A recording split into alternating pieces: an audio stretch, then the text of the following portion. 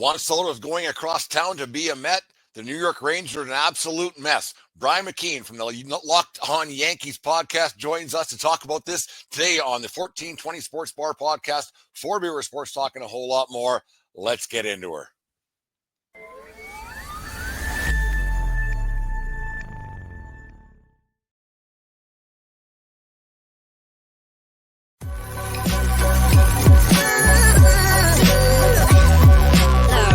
The following is a presentation of the Belly Up Sports Media Network.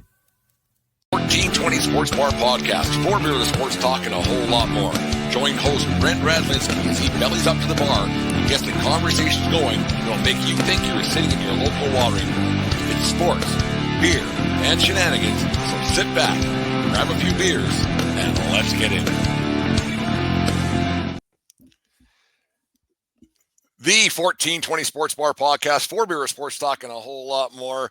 Here today with Brian McKeon from the Locked On Yankees Podcast to talk a little bit of, we weren't going to talk Yankees baseball. We were going to talk about the New York Rangers and their struggles. But, of course, the Soto signing came through on Sunday. So all of a sudden, we got some Yankees baseball to talk about, which isn't a bad thing. But, Brian, when I heard that news and how much money it was on Sunday night, I guess it was, I was baffled. I wasn't surprised. I wasn't upset. There was a gamut of emotions, but I was like, okay, good enough. See you.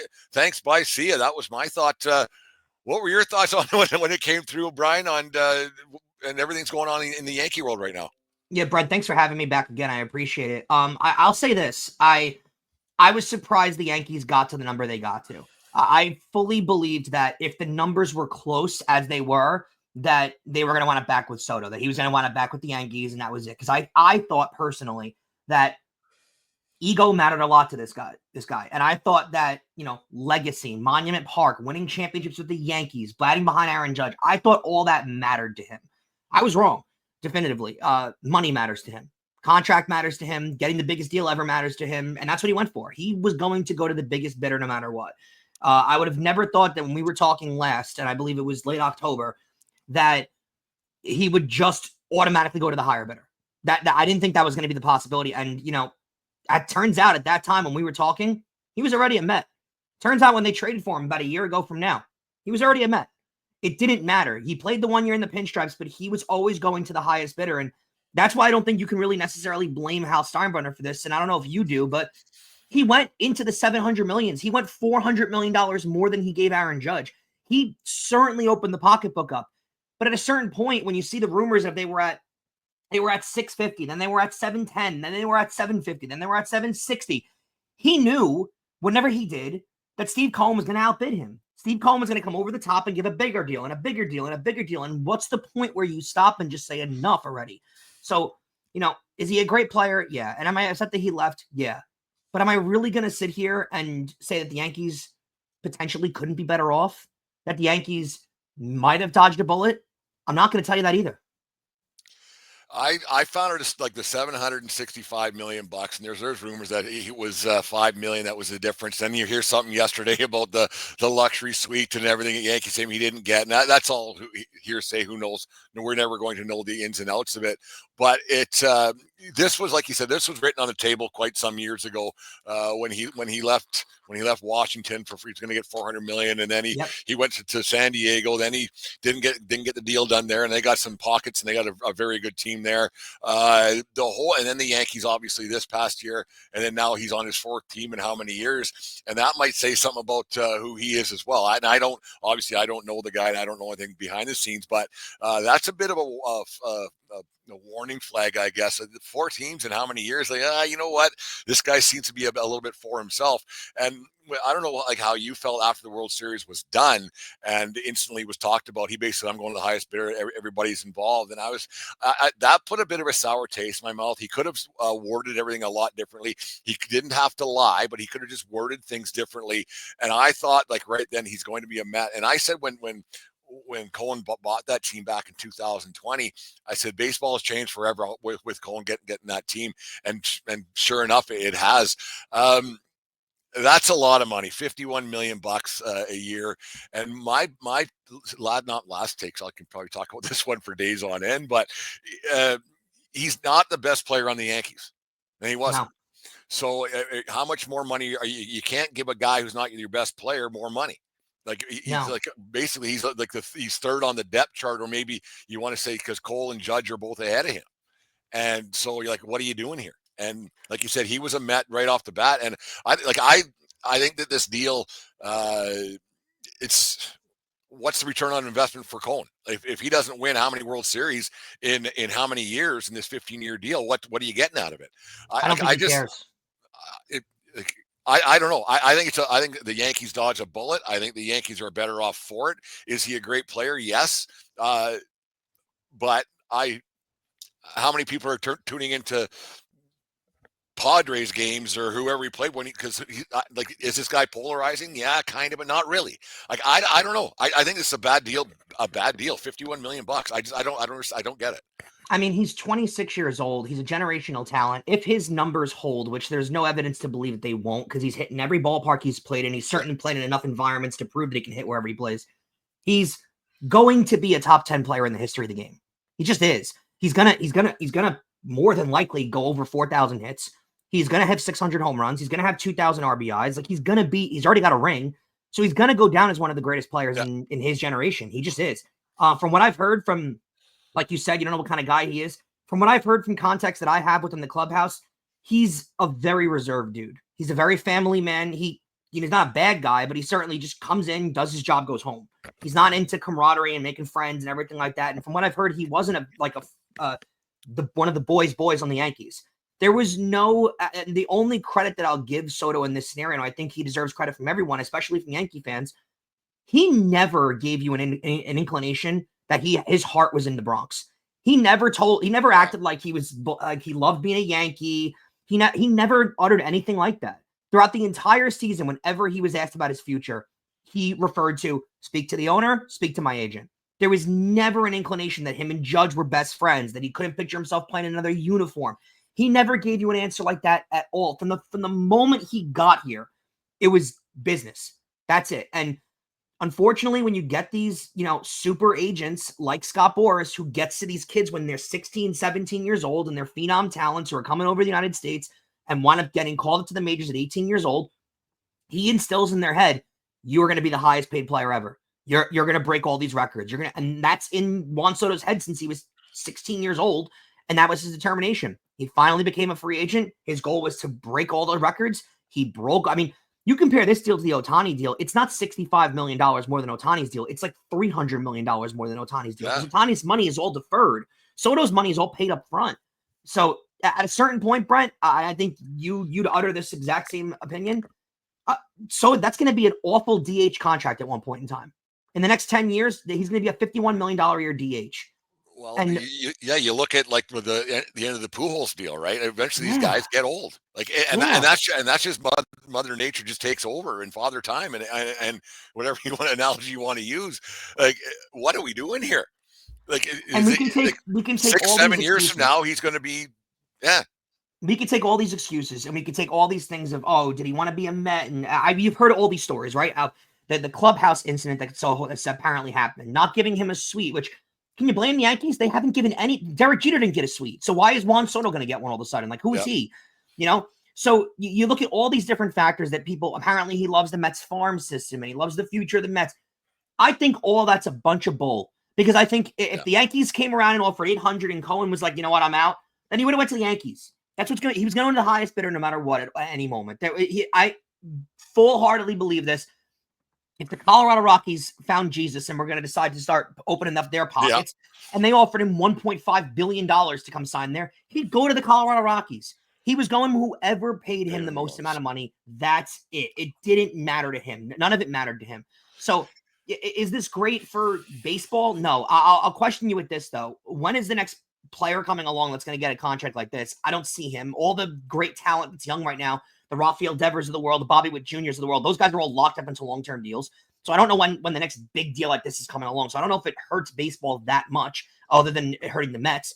And I will say this and caution everybody with this, because of all the Mets fans that are out there, specifically in my social media comments, I'm sure you're hearing about it and stuff. The people that are out there saying, oh, well, he just wanted to be a Met. Bull. He didn't care about being a Met. He cared about getting the highest deal and the highest offer. That is it. This is not an Artemi Panarin situation. This is not a Jalen Brunson situation. This is not this is not an Aaron Judge situation. Because Aaron Judge could have got $415 from the San Diego Padres. He could have got $400 from the San Francisco Giants. Artemi Panarin could have got more from the New York Islanders. Jalen Brunson certainly could have got more from any other team in the league. All of them took discounts to play with the team they are currently on. Juan Soto wasn't doing that. Yeah, and I've heard a lot of people like Yankee fans were kind of duped to believe that, because he's the big smile and out the bleacher creatures out in right field, and on it goes. And it was likened to dating a stripper. Like, oh yeah, they like you now, and then it just kind of goes away, right? Like, and then someone else comes by with a bigger truck and whiter sunglasses, and then the stripper's dating somebody else, and so you could kind of compare Juan Soto to a stripper. It's a perfect analogy. It's the dirty girlfriend. It's the bad girlfriend. That's what it is. It's, she loves you now, and you've got a nice car and nice glasses and everything like that, and she loves everything that you've got. And then all of a sudden, but you know what? This is what the bad girlfriend did this time, and give her credit. Don't be mad at the girl if on your first date she said, listen, the second a better person comes along with a nicer truck and a bigger wallet and a nicer house, I'm leaving for them. This girl told you that the whole time. She was honest with you the entire time. So don't be upset when she walked out the door for more, because that's what she did. I mean, she left, she got more. She told you she was going to do that the entire time. Is it upsetting? Is it devastating? Yeah, but sometimes life kicks you in the whats. Right in the pills. Yeah, no, I don't think it's bad. The Yankees can too, and I'm glad it's done. And that's but I'm glad it's done, because now the Yankees can focus on some other things. And okay, we have this much money, because they might have missed out on Snell. I don't know if they were going to be on the Snell thing, but they might have missed out on some other deals because they were waiting on $50 million. And yeah, I completely agree. Jeff Passan, who is just a gem of a guy, but he's reported a bunch that this might be the best deal Yankees never signed, because that now they're going to have all these funds to allocate in different places and really upgrade their roster. And how much of that room would have been available if they just kept Juan Soto? Probably not a lot. Not a lot. It's crazy. There's a lot of teams that thought they were in on it, but like you said, he was going to be a Met no matter what, and Cohen was going for it. And I kind of feel bad for Blue. Like, we'll get off this, but I feel bad for Blue Jays fan. That's 2 years in a row they've had over $1.5 billion, and they've offered out there, and neither guy bit. And so the Blue Jay fans, they got to start thinking, well, they better lock up Vladdy right away here, because he's a homegrown talent, and all of a sudden, like $1.5 billion been offered. They better give our hometown guy a little bit of money. What's your thoughts on that? They're gonna have to. They have no option. It's kind of sad, because they went after Ohtani and they went after Soto. I don't know if it's a Canada thing, because there were reports out that Soto had no desire to play in Canada. So I don't know if it's that thing. The price up, right? Yeah, it did. No, that's what the last 2 years, the Blue Jays have been used as kind of a pawn to get the other teams to bring their bid up. They certainly, that rumor that came out that Ohtani was flying into Toronto with his dog. That was, everyone did. And you know what? That made the Dodgers say, we'll give you more. So it worked, and it worked with the Soto stuff too. Apparently the Blue Jays were one of the top bidders. Apparently they offered a boatload of money. He had never had a desire to play there, which is crazy. It is crazy, that kind of money. Somebody, and like, you can't blame the guy. Someone offered, you take it. Everybody would. Every single person on God's green earth takes that. That's the thing. We don't be upset. Yeah, I seen the Yankee fans all mad and everything else, and it just he was going. Yeah, well, think about it in your profession. Think about it in my profession. Whatever we do for a living, like, we'll all say it out loud. If insert different sports company here offered us, this crazy amount of money, we'd all take it and leave. Everyone goes to the highest bidder. That's how the world works. Everyone wants to make the most money for themselves so they can treat their wife, their kids, their family the best they possibly could. So yes, is it monopoly money? Sure. But can I blame the guy for taking the most? Not really. No, it's how things are. Let's transition over to the New York Rangers a little bit. Things are not so good at Madison Square Garden. In fact, last night they got booed off the ice, losing to the lowly Chicago Blackhawks. That team's an awful mess. And you wonder what's going to happen with the Bedard thing, but we'll get into that maybe another show down the road. But the Chris Drury made the deal last week. Get rid of your captain, but it hasn't improved things yet. Obviously, trading your captain, things can't be good. Let's start there, Brian. They get rid of Jacob Trouba, who got shipped to the Ducks last week for a draft pick and a body. What went wrong with Trouba this year? And it was just one of those things. Maybe it's just time to move on to different pastures. He was a declining player. I mean, let's call a spade a spade. He was a very physical presence on the ice, which is a good thing. But Brett, you know it more than I do. I'm sure any Leafs fans, Oilers fans, Flames fans, anyone that's listening to your show right now can tell you the same thing. You don't need a physical presence for $8 million a year. You need a physical presence on the ice, but you can get a physical presence on the ice for $1 million a year. You don't need it for $8 million. And that's what Trouba was being paid. And when he came away from Winnipeg, he was worth that contract. Right now, he's not. And I know he tried to exercise his no trade clause. He didn't want to leave because his wife was home. That's all good and well. But I'll be honest with you. I applauded the way the Rangers handled the situation at the end of it. And the way Drury said, listen, we're done. Either take the trade or we're placing you on waivers. No one's going to claim you because you're making $8 million a year and you're going to play the rest of your career in Hartford. Just take the trade or no. I don't think in any chance in the world, the Rangers thought that he was going to get the full money picked up. I didn't think that at all. I don't think any Ranger fan thought it. The fact that Anaheim took the whole salary, I befuddles me. I have no idea why. I'll be a de facto Anaheim Ducks fan for the rest of my life for taking that deal because it truthfully makes no sense at all. But to get rid of the Trouba deal, who, I mean, was he a leader? Sure. There's no point production. He's slower than he ever was. He gets beaten around the edges all the time and results to physical play, which is good, but, that gets you beat a lot. And he's not the same player that he was. They needed to get rid of him. And it didn't work in the summer. He didn't want to leave. They went into the year. The season went off bad. And I got to be honest. I applaud the way Chris Drury handled it. He said, get out. And these no trade clauses are, the no move clause is the big thing in the NHL. That's the clause where you're giving a guy carte blanche to do whatever he wants. The no trade clause, a GM can just come to you and say, we don't want you anymore. Get out. And then he has to pick a team that he wants to go to. It's that simple. So it doesn't exist yet. And can the player exercise that option? Sure. But when you make the money Trouba makes for the salary that he gets for the type of player that he is, no one's going to claim him for $8 million a year. I don't know how Anaheim took all the salary. I don't know why they did that. But I applaud the way Drury handled it. And I think a lot of NHL fans out there at the bottom of their heart would admit that they wish their GM would handle things like that. Yeah, it's crazy to think that this team was President's Trophy winners last year, and they had a chance to win themselves a Stanley Cup, first time since '94. So it's been a week for the Rangers doing anything of substance. Yeah, they went to the finals against the Kings a few years, that's a lot of years ago now too, actually. Yeah. But you wonder how something can go so sideways so quick. I mean, they're in a playoff spot right now, a wild card spot, and usually how it works out in the National Hockey League, if you're in a playoff spot at American Thanksgiving, you usually end up leaking yourself in, and it's quite weird how the stats say that every year in, year out. But what you get off to a tough start in the National Hockey League, and it's hard to get back on the on track. Bodies and basically with the same core group that they've had. What's gone wrong with this Rangers team this year? It hasn't worked out for them. They're allowing way too many odd man chances to the other team. It's become a major problem. You're also not getting production out of your stars. And, we say this every year where they go into the postseason and they struggle to score goals. And you get it from the Leafs too, where everyone complains about secondary scoring. You're not getting production out of your third and your fourth line. At the end of the day, Brent, you know it as well as I do. If you're not going to get production out of your star players in playoff games, you're not going to win a cup. It's just it. Yeah. The Leafs are never going to break their curse if in a playoff series, Matthews, Marner, Nylander aren't the top players in the team. That's just never going to happen. So they've gone into playoff series in the last couple of years, and now that is, unfortunately, these superstars they've had have always had production in the regular season. And then they got into the playoffs, it hasn't panned out.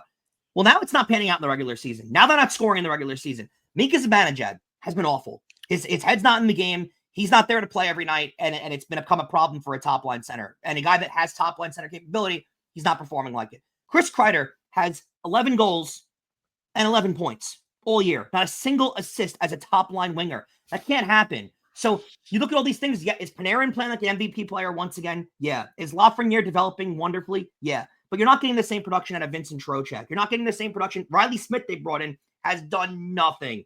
Keandre Miller has had a down year. So you look around the entire roster and everyone's underperforming. And it's when you underperform in the postseason, you can sit there and say, oh, well, these guys had great years. They're worth the $8 million a year salary. They just didn't come through in the postseason. But when you don't do it in the regular season, it results in play like this. I don't think you can tear the whole thing down. And I know people keep saying that.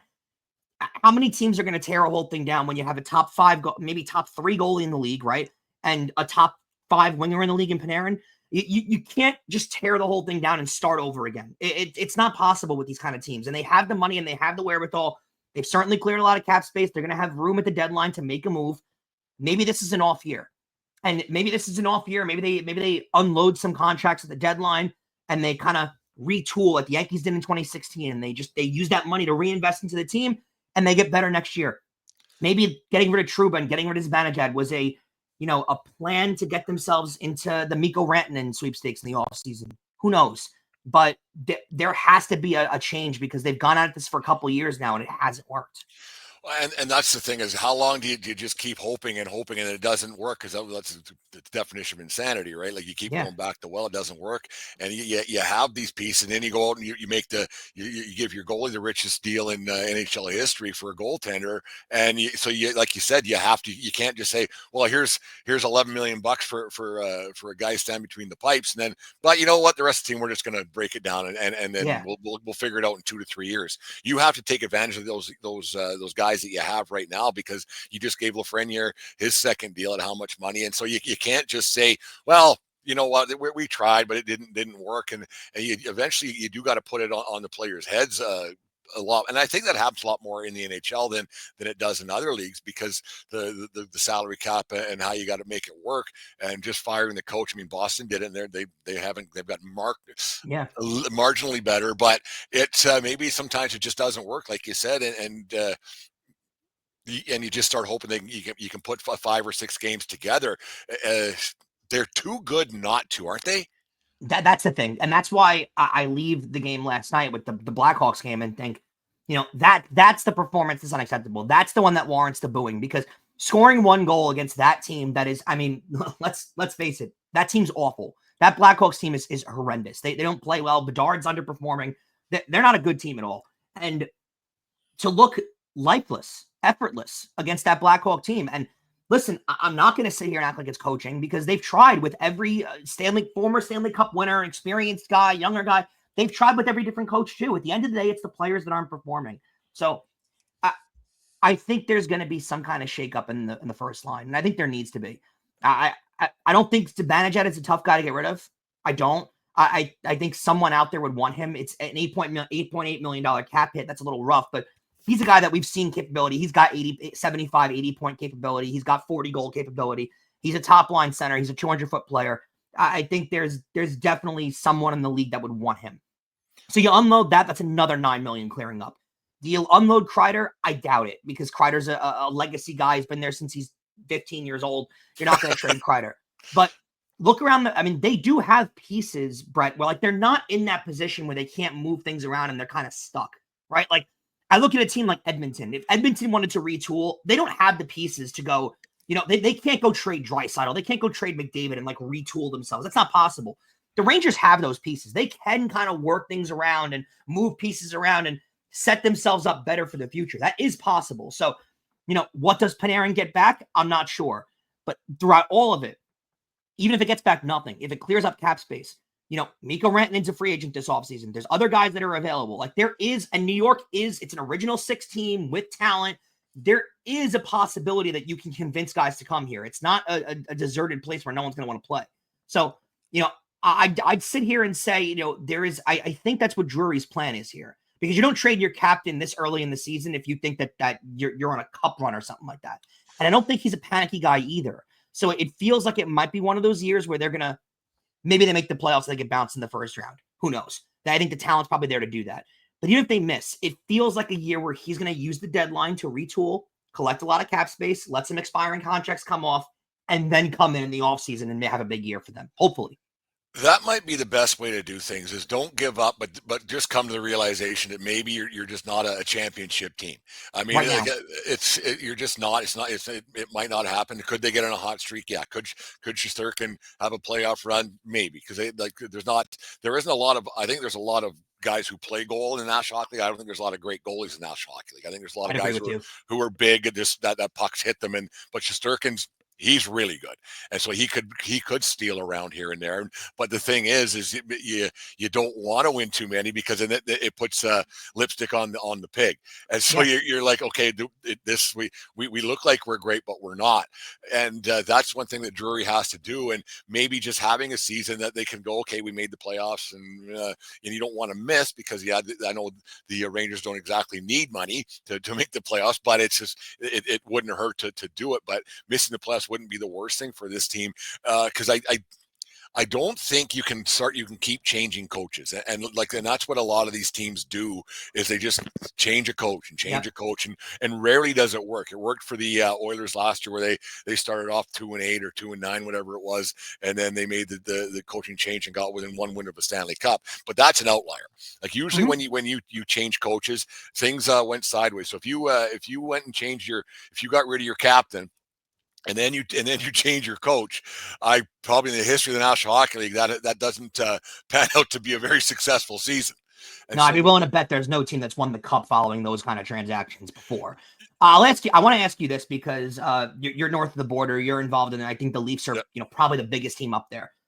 What's the general consensus? Because the Leafs keep doing this every year, right? Every year they run with the same core. They get into the postseason and they're bounced in the first, second round. Every year, it feels like it's been like that the last decade, right? And it's with the same core of Matthews, Marner, and Nylander. I'm sure you can add Tavares in there. I think Riley's more in there, but whatever. Let's add that trio, right? Is there a section of Leafs fans, of Canadians, that wish they would have moved Nylander 2 years ago and just got a ton of picks back and made them a more well-rounded team, or Marner, or any of the guys? I think Matthews is an unmovable kind of player, but is there a section of Leafs fans that wish that was the way you did it? Because you gave Nylander the extension. Honestly, I'm going to sit here and say they're probably going to give Marner the extension. And what does it look like? Is there a section of Leafs fans that wishes that they would have just moved these guys and retooled and rounded the roster out better, rather than going after it again and again, year after year? You have to be top heavy to win. You got to have the superstars. There's no getting around that. But when your superstars don't get it done, you have to retool it. I mean, they're good enough, I think, to get some damage done. But these guys haven't done it. And then you talk about Marner. We'll get to Nylander in half a second. But you talk about Marner. He would never have got that contract anywhere else. He's a Toronto kid. That's why, and that's the only reason why he got that deal, and it's because he's a Toronto homegrown kid. On it goes. So you just like, okay, this hasn't worked, like you said. And then Nylander, the way he held out, he's a great player. He's gonna get the showboat points, and he's gonna have 100 point and whatever you want. But you got to win. And are they gritty enough to win? No. And they're just not. And hockey's a lot different than it was 10 years ago, or even 5 years ago. How you got to have a little bit of grit and sandpaper to your team. And you watch a lot of these younger guys. That they just go up and down the ice, highly skilled, can skate like the wind, can pass the puck and do the dipsy doodles, everything you want to say. Dipsy doodle, that's something I haven't said for a lot of years, but it's you need some grit and sandpaper, and having 4 or 5 guys that don't have that, and you're paying a lot of money to, you got to have that your guys who can score, but you also need the guys with some grit. And I don't think you can win 3-2 games in the playoffs. So I think that if you had 2 of those 3 guys, either be Matthews or Marner, or you're not going to get rid of Matthews, like you said, but you need somebody to do something, because Marner's a small guy. He's a great player, great regular season guy, and you can put up points on a Tuesday night in Columbus that nobody gives a darn about. You're right. And so you have all these other things, but when it comes to, you get into April, May, and June, where they're failing, and I think that's where a lot of teams are looking at their seasons right now. You look at how the Florida Panthers, their leading guy, he's got more sandpaper than anybody in the league. Yeah. Right. So you need to have those guys, and teams are looking for it. And because they're all these kids, because hockey's different now. You probably notice just as much as I do.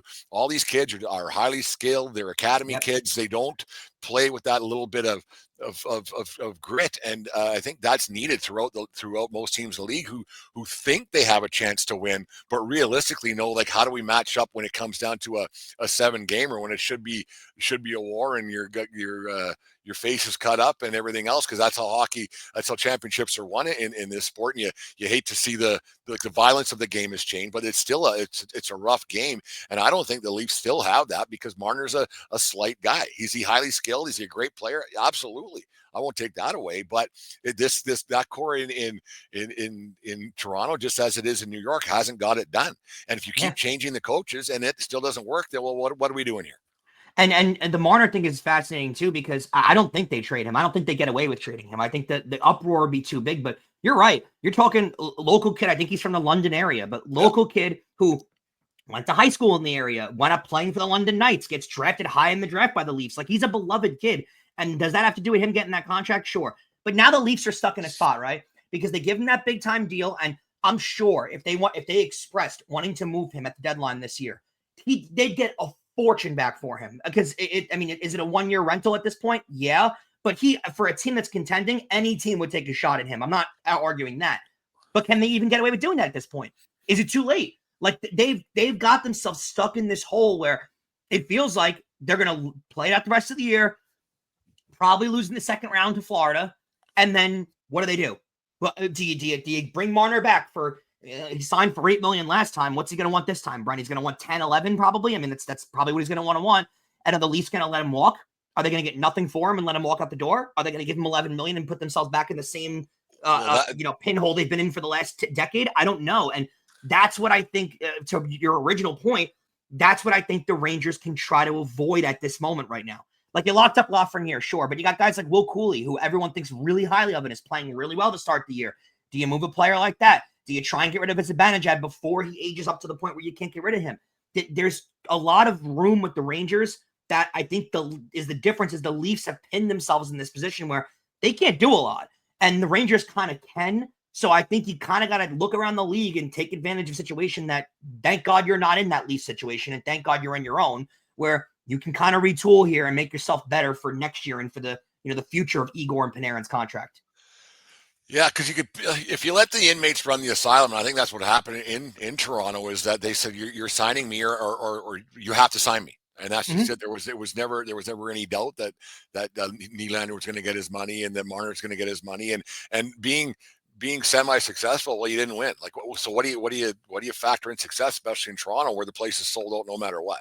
Same with the Rangers, the place is sold out no matter what. So what success if you don't win is a successful season? Well, no, they're still profiting. They're still profiting every year. Doesn't matter, So it doesn't matter. So these players know that if we can win around, hey, that's great, that's a success. But is it?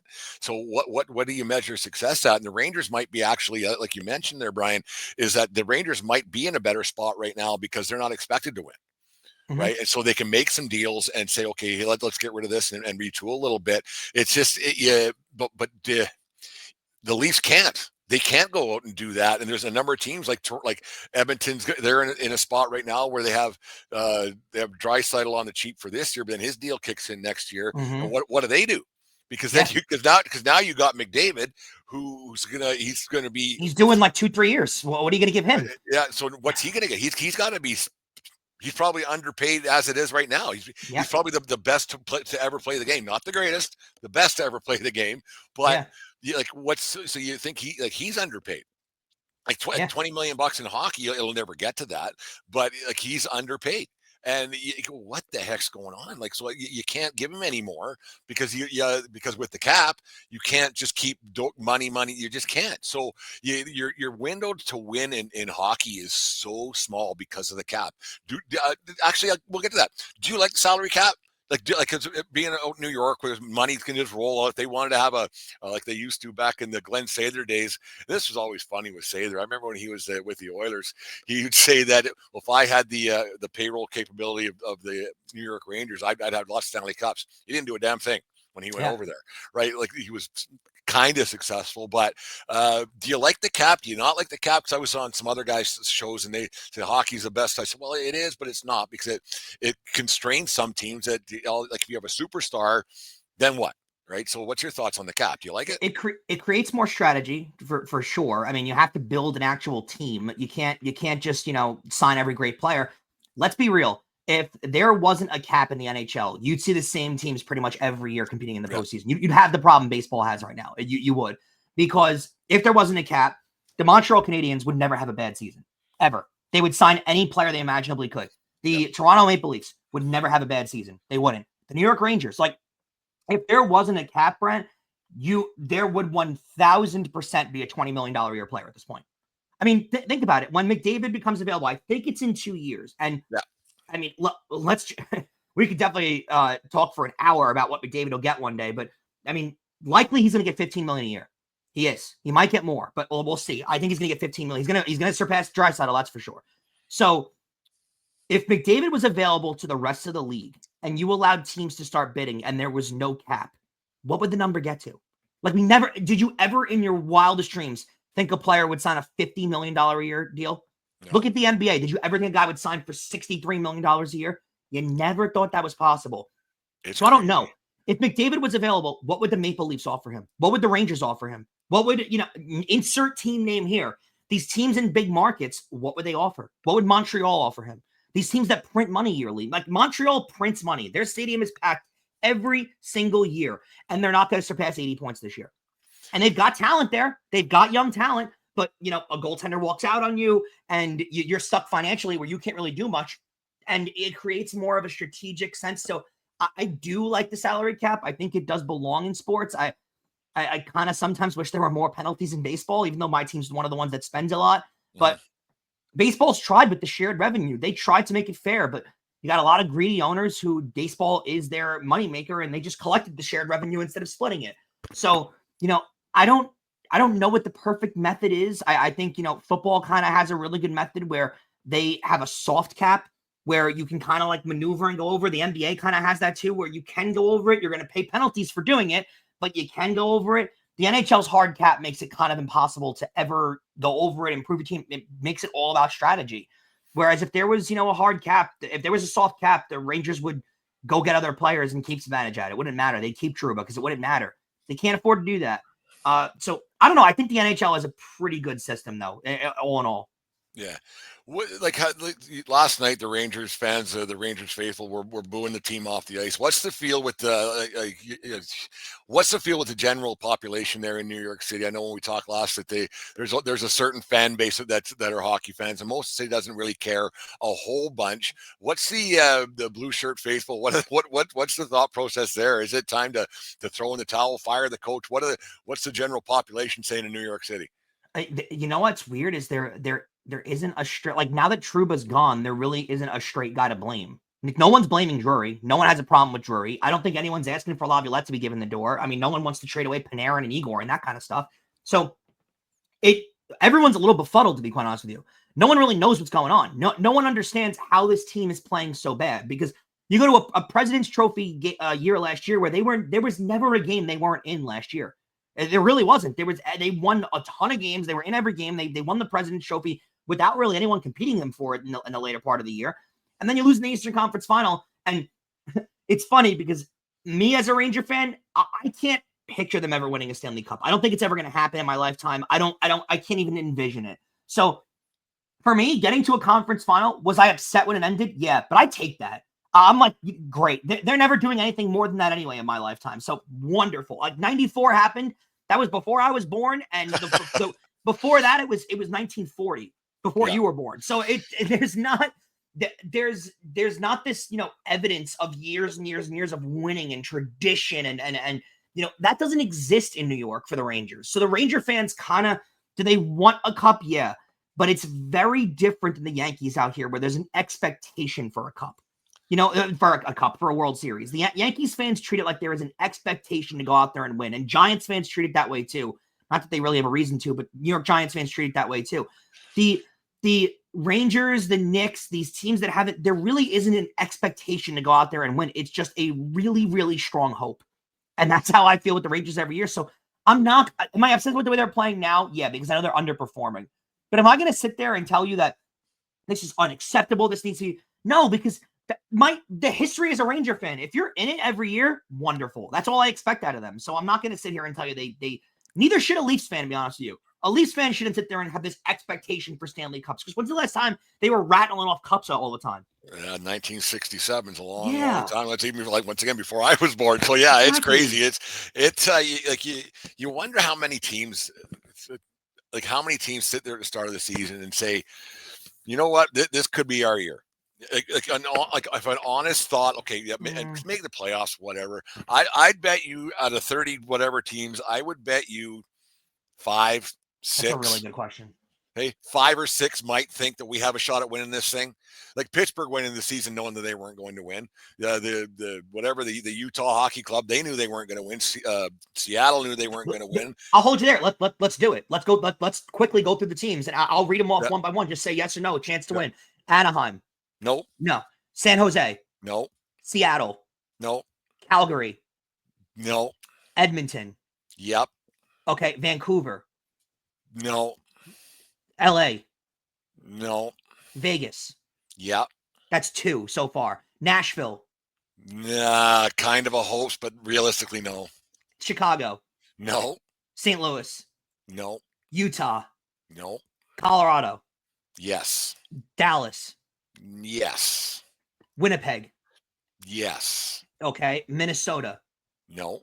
And they're having a good season. That's 5 teams in the Western Conference alone, right? Columbus. No. Pittsburgh. No. Philly. No. Islanders. No. Rangers. Yes, they probably thought so. Carolina. Yeah, ish. Okay, Devils. No. Washington. No. Montreal. No. Buffalo. No. Detroit. No. Ottawa. No. Tampa. No, they're on the downhill slope. Boston. Yeah. Toronto. Yeah. Well, Florida. yeah.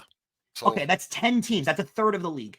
So that's not a good you compare that to the National Football League, which has done the perfect method because the National Football League, I think it's 2/3 of the league that comes with the year thinking, all right, you get into the playoffs, there's a chance here. Yeah. That hockey doesn't have that. You got a third of the league that legitimately thinks they have a chance to make a run. And those teams even know there's flaws all over the ice with these teams. A lot has to go right. Exactly. So you look at that and the NHL has it better than the NBA. Because the NBA, I mean, there's teams that get in. They know how many teams in the NBA have a realistic shot? 5, 4, maybe. So, and baseball is the same way. There's 3 or 4 teams with a legitimate chance in Major League Baseball to win every year. And that might be being generous. So I think football has the best method. And I think hockey might have the next best one because hockey still is the sport where the St. Louis Blues were the last place team in the league at the new year and they won the cup. So that can happen. There is that thought process of, hey, you just get in, you never know. That does exist in the NHL, so I'm not going to take that away from teams. But I don't think a good method is a third of the league thinking they have a chance to win, and that's what we just counted off, and that's sad. Like it's got to be tough selling tickets for some of these franchises, knowing that we're not doing anything. Like it's we don't have a hope in it. Like you especially like up here in Canada, they can put out crap on the ice and people are going to go watch. But down a lot of those NHL teams, especially in the southern states, if they aren't winning, there's too many other things to do. And I just got back from Columbus. I was in Indianapolis for like a sports trip, and we went to the Ohio State game, and that night the Columbus Blue Jackets were playing. And it was a Blue Jackets Hurricanes game. So the most innocuous matchup you could possibly predict it in the NHL. Yep. There was no one there, Brett. And you're talking early on in the year. And they've got an exciting, fun team. And your hard-nosed Jackets fans are in the building. But your casual guy on a Saturday night, they ain't sniffing going to Columbus Blue Jackets game. It's sad, but it's the truth. They'll go to a Buckeyes inter squad game or whatever before they're going to hit. Like it's a tough sell, and like hockey does have that problem. And I've always thought like they're talking expansion all the time again. And I've always thought that there's too many teams personally. If they could get, because there's just not that many high end, like there's a lot of really skilled players, but there's not enough NHL guys. And I think that the NHL, when they went to expansion, I think they made some mistakes because there's just not enough talent. Like there's enough players, There's lots of players that you can fill rosters up with, but I think the National Hockey League, one of their biggest things is that the games aren't entertaining enough, and that's comes as a hockey fan where they're good and the skill level's good, but like you don't the game has changed. I'm glad that it has. You don't have those stage fights and everything because the injuries, and we could talk about that another day. But it's the game's not great, and then you're trying to sell it at like the tickets aren't cheap up here. It's not where I am either. Not where you are either. So hockey's got a problem on that end where you're like, holy cow, like we don't have a hope in heck of winning. So why am I going? Because not very often do people pay money to watch their team lose. Yeah, like, and I've gotten very into in the last year or two is European soccer, and I've gotten very into their model and the way that they run things. And there's 20 teams at the top level in European soccer. And it's made the competition level so high where there's talented players playing in lower divisions that aren't making it up to the Premier League because they don't have that element to their game. They don't have a certain physicality to their game. Like that, and that doesn't exist in the NHL. Doesn't. And that's why I think the NHL gets really good once you dwindle it down to the final 16 teams. Then it starts to get really, really good, and the playoffs are really fun to watch. Yeah. But, in the regular season, you've got, I mean, they're not going to change the 82 games thing. They're not, but you're right. The 82 games and the marathon of the season, there's never going to be time to just, you're going to have those Columbus Blue Jackets, Winnipeg Jets games on a Wednesday night where there's going to be 8,000 people there because there's too much to do out there. And there's too much to consume out there. There's too much to watch on your own television from your comfort of your home where, like you said, Scotiabank's full every night. The Bell Center's full every night. The Garden's full every night. But you want to go 10 miles down the road to the Islanders arena, and they got a beautiful, brand new $1 billion stadium, and it's gorgeous. But Brent, you can get into an Islanders game, unless they're playing the Rangers, you can get into an Islanders game any night for $12. Any night. And the stadium's half empty. You want to sit in a gorgeous seat at the Islanders arena, you can sit on the glass for $120 on a Tuesday night against the Sharks. And it's sad, but it's the truth. It doesn't. And that's you're talking Long Island, New York. You're talking with high income, high population. There's a lot of Islander fans out there. It's empty. The Devils are a great team, and they're New Jersey's team. That stadium's half empty every night. So and you have a chance for $8 to go see Jack Hughes play on any given night. It's crazy. And that doesn't exist for the Leafs, and it doesn't exist for the Habs. It certainly doesn't exist for the Rangers because I can't get into a Ranger game for under $180 a night. So that does exist, and I'm sure there's a few other teams that I'm forgetting out there that it's cost a fortune. Vegas is a lot of money to get into every night. Yep. I'm sure Edmonton costs a fortune to get into. But when you look at the overall landscape of things, an overwhelming majority of the league is very cheap. I'm going out to Tampa in a few weeks to see the Rangers play the Lightning, and the tickets are $50. Which is what a ticket should cost, but that's not what most of the NHL costs. So it's crazy to look at it and see there's plenty of teams in the league that you can get into the building for under $20. Is it great for us as fans? Sure. But is it a problem for the league? Yeah, it really is. Because you only have so many revenue streams that you can pick from, and the NHL is not the NFL by any means. It's not baseball by any means, right? And it's crazy to think that you have that. Get one more question. We'll get you out of here. But I talked about a few weeks ago about Sidney Crosby. He got another 3-year deal, 8.7, as always. The Penguins are going to stink for the foreseeable future, and this I thought that there might be a chance that Sidney Crosby might say, you know what, I've only got 3-4 years left in this league, if that, right? Like when this contract's done, I've done everything I could possibly do. I've won Stanley Cups, I've won Olympic gold medals, and on and on. And he's all guaranteed first ballot Hall of Fame. Might be one of those guys where they'll waive the 3-year whatever it is to get him in there. He's been everything to the game of hockey, done all the right things forever, never said a bad word. You never hear anything bad about Sidney Crosby. Is there a chance, Brian, that just maybe the Pittsburgh Penguins might say, you know what, Sid, you tell us when and we'll make it happen? I don't think so. And as a hockey fan, I root for it. I would love to see Sidney Crosby go to the Avalanche and play the final years of his career trying to go after a cup. Or, I believe he grew up a Habs fan. I'm not 100%, but insert team name here where he can go win. I would love to see that happen. And that's coming from a Ranger fan. I got plenty of reasons to hate Sidney Crosby, but I think he wants to finish his career in Pittsburgh. It does feel that way. He's a lifelong Penguin. I think he wants to go down like Lemieux and finish his career. And, there's something to be said about that. I don't know. We could have this debate, sure, but I think he goes down as the greatest Penguin of all time. He's certainly won more cups than Lemieux. I mean, Lemieux's got him beaten like points and stature wise and stuff, but he's won more cups than Lemieux. He's had more team success. I mean, there was a 20-year stretch where the Penguins were good every year because of Sidney Crosby, every single year. And you're right. He won the gold medals. He's got 3 cups. He's got 1,000 points, played in 1,000 games. Like, there's not much that he's really left to accomplish. I'd love to see him go somewhere else. So, because he's not done. He's certainly not done. He's playing at an unbelievably high level still. But right now, you got a Lamborghini, parked under a tarp. Like, it's not. They're not going to win anytime soon. And with the bad contracts they've got there, and clearly they're loyal to their players because they gave Malkin the extension for no reason at all. There's plenty of guys they could have moved on from that they just refused to. I wish that they would move on from him, and I wish they would say not move on from him. I wish they'd say, hey, go win another cup. You want to go to Edmonton? You want to go to Carolina? You want to go to Colorado? You want to go to Vegas? Let us know. We'll make it happen. I don't think it's going to happen, though. And I wish, as an NHL fan, I'd love to see it happen. I just don't think it's going to. And like, it's funny, like 8.7 is a manageable number. And that's the thing. Like, it kind of lines up to be like, you know what, we could probably get this done and make this deal work for all sides. And because it's funny, it's like he took that hometown discount over and like throughout his career to win. And I think that's pretty admirable too. Like, it's like, well, I'd rather, because if I make 10 million or 50 or 11 million or 8.7, I'll be okay. I got endorsements. I'll be fine. He's got a beautiful mansion in Nova Scotia. He's doing fine. I'll make $8.7 million a year work somehow. I don't know how, but I'll do it. Like, it's just, and it's worked for him. And you just, like, as a hockey fan, you'd like to see him get another shot at winning one, because he's been such a good ambassador to the game of hockey. And I think, geez, this wouldn't be the worst idea ever. And, but sometimes loyalty, you stick around for the, you know what though? You can guarantee this, because of the way Pittsburgh is, he's going to play his ass off in the Nations Cup, and he's going to play his ass off in the Olympics next year.